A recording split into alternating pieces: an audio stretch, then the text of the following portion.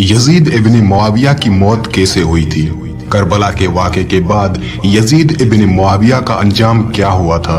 आज का हर इंसान जिसने भी करबला का वाक़या सुना है उसे ये अच्छी तरह से मालूम है कि हजरत इमाम हुसैन अलैहिस्सलाम को कत्ल करने वाला यजीद इब्न मुआविया ही था, जिसने उबैदुल्लाह इब्न ज़ियाद को इसी काम पर मुकर्रर किया था। और उबैदुल्लाह इब्न ज़ियाद ने यजीद के कहने पर ही इमाम हुसैन अलैहिस्सलाम के कत्ल का फरमान जारी किया था।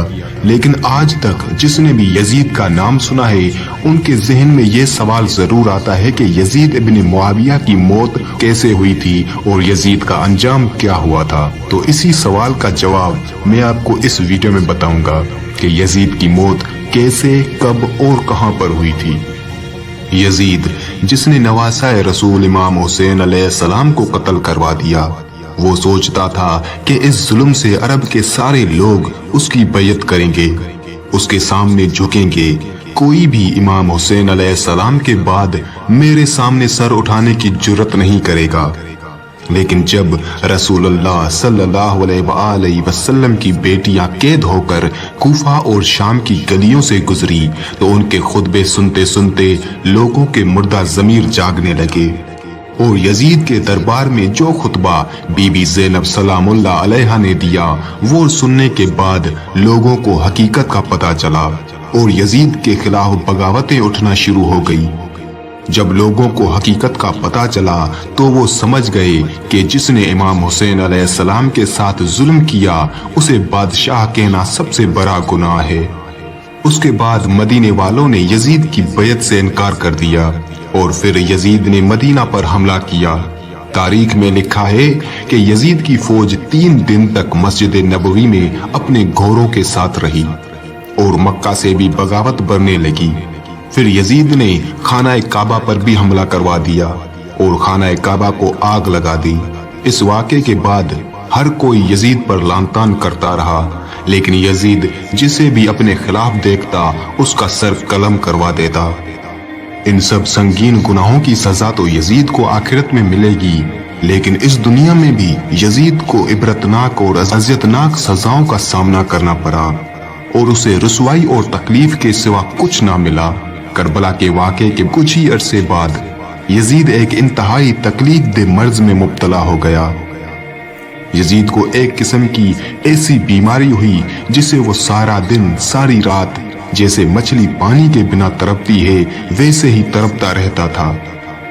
उसके पेट में शदीद दर्द उठता था और उसे बहुत ज्यादा प्यास लगती थी।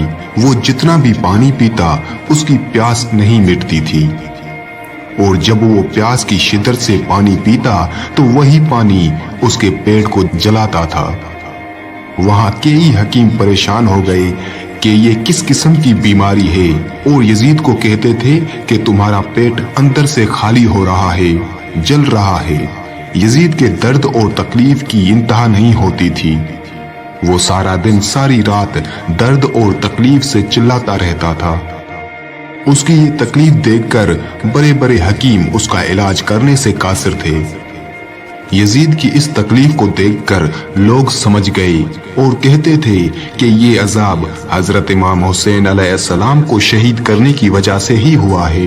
यजीद के दर्द को कम करने के लिए हकीम उसे मुख्तलिफ किस्म के शराब पिलाते थे ताकि ये ज्यादातर नशे में रहे और इसे दर्द और तकलीफ महसूस ना हो।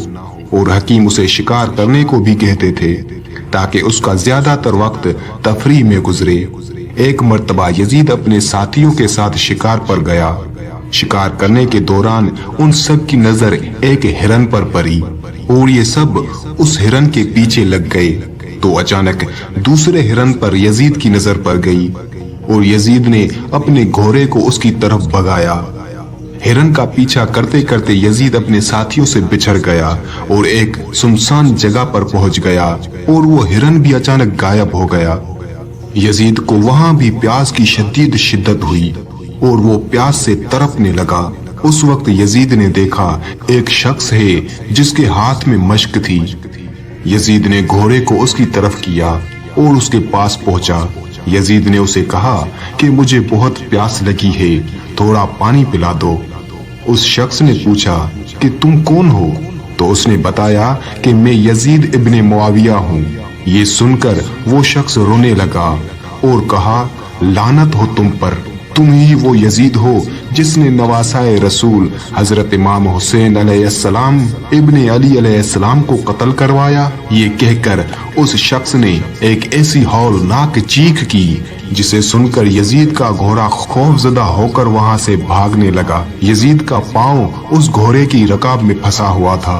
वो घोड़ा यजीद को पूरे रेगिस्तान में घसीटता हुआ जंगल में पहुंचा दिया और वहां भी उस मलऊन को घसीटता रहा। यजीद की वहीं पर मौत हो गई और वो घोड़ा यजीद की लाश को जमीन से रगड़ता हुआ पत्थरों में मारता जा रहा था, जिससे यजीद की लाश के टुकड़े टुकड़े जगह जगह फैलते चले गए और सिर्फ उसका पांव जो कि घोड़े की रकाब में फंसा हुआ था वो उसके साथियों तक पहुंचा दिया, जिसे यजीद के साथियों ने दफना दिया था।